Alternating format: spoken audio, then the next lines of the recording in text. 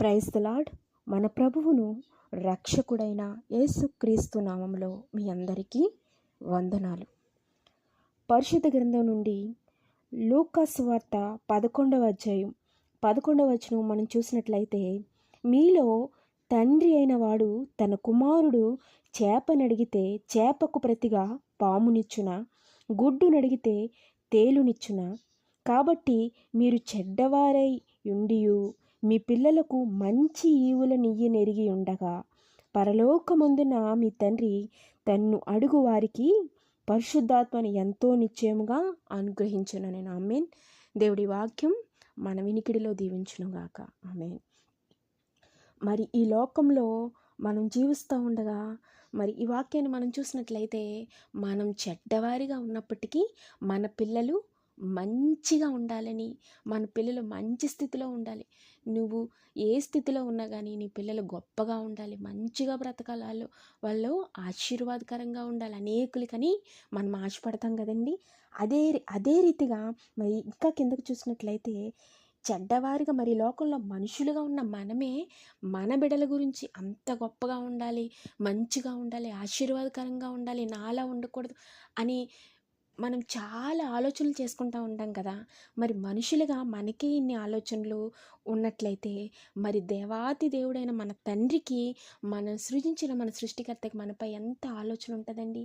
ఈ లోకంలో ప్రతి ఒక్కరం కూడా ద బెస్ట్ కావాలని కోరుకుంటాం కదండి. అవును కదా. దీనికి ఖచ్చితంగా ప్రతి ఒక్కరూ ఒబే అవ్వాల్సిందే. ఎందుకంటే అందరూ కూడా బెస్ట్ కావాలంటారు. కాదంటారా చెప్పండి?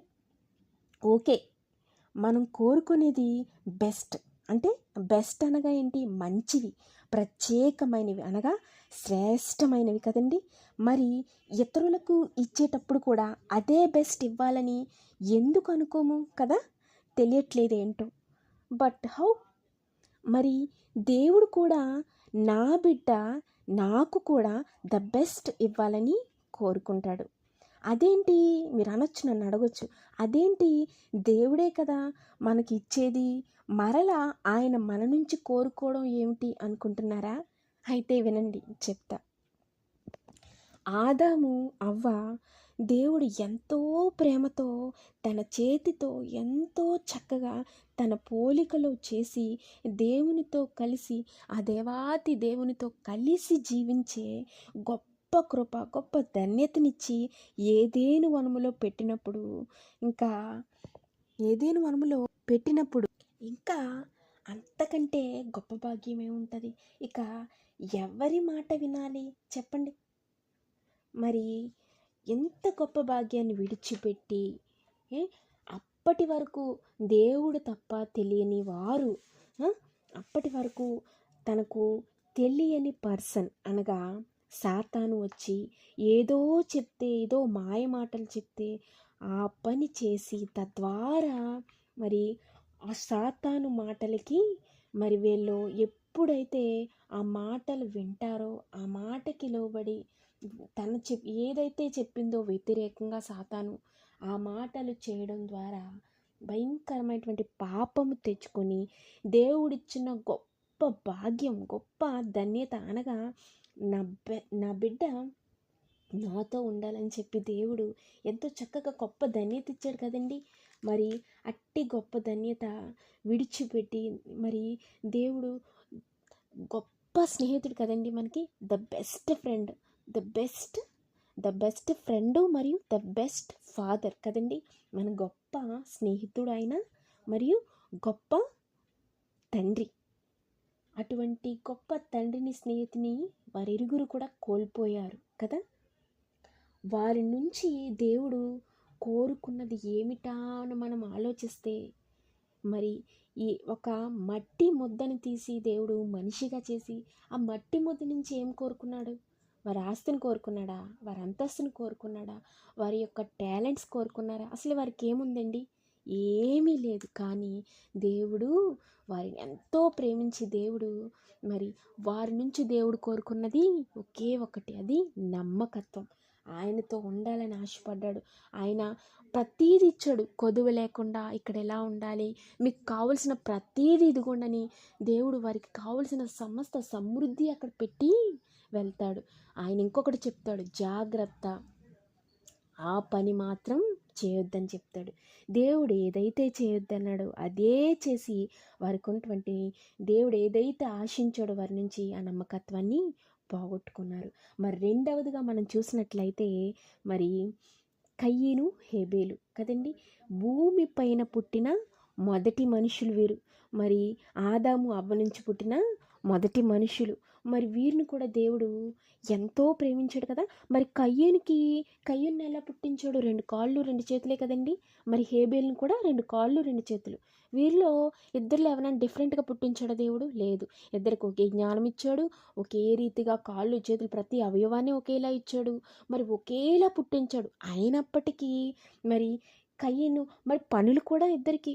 కయ్యనేమో భూమిని సేద్యపరిచేవాడు, హేబేలు గొర్రెలు కాచేవాడు.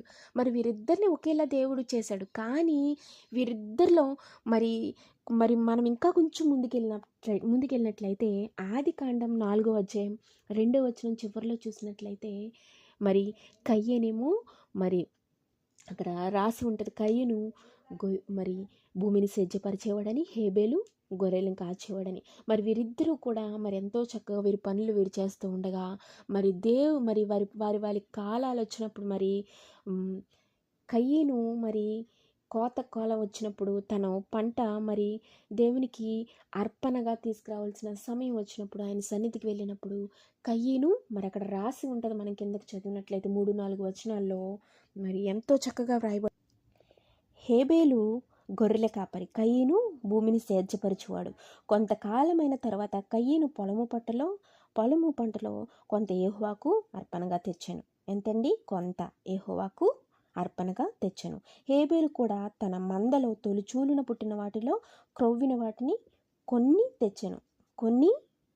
చూసారా, తను కొంత తెచ్చాడు, తను కొన్ని తెచ్చాడు కదండి.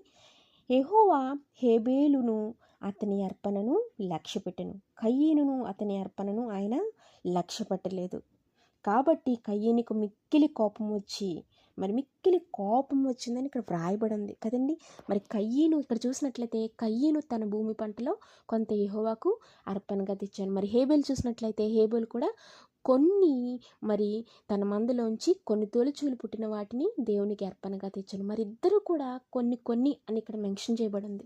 తెచ్చినప్పుడు మరి దేవుడు కయ్యను అర్పణ ఎందుకు తీసుకోలేదు, హేబేలు అర్పణ ఎందుకు తీసుకున్నాడు దేవుడు, ఎందుకు మరి లక్ష్య పెట్టాడని ఇక్కడ మనం చూసినట్లయితే కయ్యనట తన పంటలో కొన్ని తెచ్చిపెట్టాడు, కానీ హేబేలు శ్రేష్టమైనవి, దేవునికి శ్రేష్టమైనవి అనగా ద బెస్ట్ ఏదైతే ఉందో దేవునికి ఇవ్వాలని ఆశపడ్డాడు. నా యేసయ్యకి నేను ద బెస్ట్ ఇవ్వాలనుకున్నాడు. మరి కయ్యను కూడా అనుకోవచ్చు, మరి కయ్యను ఎందుకు అనుకోలేదో మనకు తెలియదు, కానీ హేబేలు ఇక్కడ ద బెస్ట్ ఏదైతే ఉందో తొలిచూలు పుట్టిన మరి ఇక్కడ వ్రాయబడి ఉంది క్రొవ్విన వాటిని, మరి కాలిరిగిపోయినవి కానీ మరి బక్క చిక్కిపోయిన వాటిని కానీ మరి పాడైన వాటిని కానీ తెచ్చివ్వలేదు. కానీ హేబేలు మరి ప్రత్యేకించి దేవుని కొరకు ఏవైతే శ్రేష్టమైనవో తన మందలో వెతికి మరి దేవునికి తీసుకొచ్చినట్లుగా ఇక్కడ చూస్తూ ఉన్నాం కదండి. మరి హేబేలు శ్రేష్టమైనవి ఇచ్చాడు, తద్వారా దేవునితో ఎంతో ప్రేమించబడ్డాడు. మరి హేబేలు నువ్వు నాకు శ్రేష్టమైనవి, కయ్యను నువ్వు నాకు శ్రేష్టమైనవి అని దేవుడు అడగలే. దేవుడు ఎప్పుడు మన అడగడండి, మనం ఇవ్వలేక, కానీ దేవుడు మన అడగడు. దేవుడు మన మనసును చూస్తాడు, మన హృదయాన్ని ఆయన లక్ష్య పెడతాడు. బైబిల్ గ్రంథంలో చూసినట్లయితే దేవుడు మన రూపాన్ని చూడ్డు, కానీ మన అందాలు మన అంతస్తు చూడండి, ఆయన మన హృదయాన్ని లక్ష్య పెట్టే దేవుడు. మరి దేవుడు మన హృదయాన్ని చూస్తాడు. మరి ఇక్కడ హేబేలు హృదయాన్ని దేవుడు చూశాడు కదండి. మరి దేవుడికి ద బెస్ట్ ఇవ్వాలని కోరుకున్నాడు. ద బెస్ట్ తను దేవునికి తెచ్చాడు. దేవుడి నుంచి కూడా ద బెస్ట్ హేబేలు పొందుకున్నాడు. తర్వాత విషయం చూసినట్లయితే హేబేలు చనిపోతాడు, కయ్యను చంపేస్తాడు, అదంతా తర్వాత విషయం. కానీ ఇక్కడ మనం చూసినట్లయితే దేవునికి ద బెస్ట్ అయితే ఇస్తాడు. మరి మనం ఇంకా కిందకు చూసినట్లయితే ఒక మాట మనం చెప్పినట్లయితే దేవుడు ఎప్పుడూ కూడా మనల్ని ఏది మన నుంచి ఆశించడండి. మనుషులైతే మన నుంచి చాలా ఆశిస్తారు, చాలా చూస్తారు. మనతో ఫ్రెండ్షిప్ చేయాలన్నా, మనతో మాట్లాడాలన్నా, వీడి క్వాలిఫికేషన్ ఏంటి అసలే, వీడేం చదువుకున్నాడు, వీడి ఆస్తి ఎంత ఉంది, వీడు రిచ్చా, వీడు పూరా, లేకపోతే వీడు ఎటువంటి వ్యక్తి, వీడు మంచోడా, వీడు చెడ్డోడా, చాలా వెతుకుతారండి. మరి దేవుడైతే అలా వెతకడండి. దేవుడు నిన్ను నిన్నుగానే ప్రేమిస్తాడు ఆయన. దేవుడు నీ క్వాలిఫికేషన్ చూడట్లేదు. నీకున్న టాలెంట్స్ ఆయనకి అవసరం లేదు. నీకున్న స్టేటస్ ఆయన చూడండి. నీకున్న ధనాన్ని కానీ, నీకున్నటువంటి ఐశ్వర్యాన్ని కానీ ఆయన చూడడండి. ఆయన నీ యొక్క బెస్ట్ అనగా నీ యొక్క నువ్విచ్చే ఆయనకి నువ్విచ్చే మరి శ్రేష్టంగా నువ్వేమిస్తున్నావని ఆయన చూస్తాడు. నీకున్న దాంట్లోనే నీకు ఏదైతే ఉందో అదే.